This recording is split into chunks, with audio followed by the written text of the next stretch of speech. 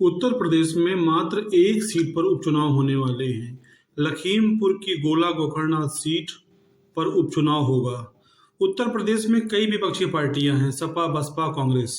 इन सभी ने अभी तक शायद इस चुनाव को बहुत गंभीरता से नहीं लिया है, लेकिन आज बीजेपी ने गोला गोकर्णनाथ सीट को इतना महत्वपूर्ण बना दिया है कि बीजेपी ने अपने 40 प्रचारक गोला गोकर्णनाथ सीट से मैदान में उतारे हैं।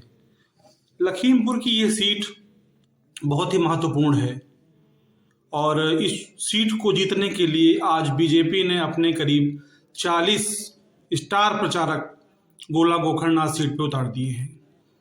बीजेपी जहां इस सीट को जीतने के लिए चुनावी रणनीति बना रही है, वहीं सपा, बसपा, कांग्रेस इस समय चुनावी रणनीति इनकी कोमा में है। ना तो सपा कहीं भी वहां पर मैदान में दिख रही है प्रचार के दौरान, और ना ही कहीं अभी बसपा और कांग्रेस है। लेकिन बीजेपी के 40 प्रचारक मैदान में आने से यह सीट गंभीर हो जाएगी और विपक्षियों को भी यहाँ पर अपनी रणनीति बनाने के लिए मैदान में आना पड़ेगा। बीजेपी से मुख्यमंत्री योगी आदित्यनाथ, डिप्टी सीएम केशव मौर्य और ब्रजेश पाठक इस सीट पर चुनाव प्रचार करेंगे और भी बहुत सारे नेता मैदान में उतरेंगे, जिसको देखते हुए यह सीट बहुत ही गंभीर हो चुकी है। बीजेपी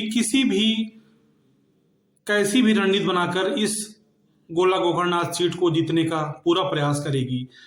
इसके पहले भी बीजेपी जो उपचुनाव उत्तर प्रदेश में हुए हैं उसमें भारी पैमाने पर अपने नेताओं को चुनाव प्रचार में उतारती है, चाहे वह रामपुर की सीट रही हो और चाहे आजमगढ़ की सीट रही हो।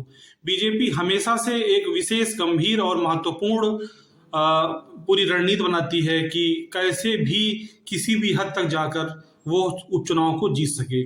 आजमगढ़ की सीट और रामपुर की सीट जो बीजेपी ने जीती है अभी हाल ही में, उस पर बीजेपी की विशेष रणनीति के तहत ही इसको कहा जाएगा कि आजमगढ़ और रामपुर की सीट बीजेपी ने जीती थी।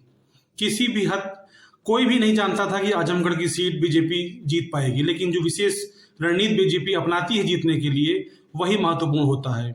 आने वाले दिनों में देखना होगा कि गोला गोकर्णनाथ सीट पर बीजेपी चुनाव में प्रचार कैसे करती है और जीती कैसे है। धन्यवाद।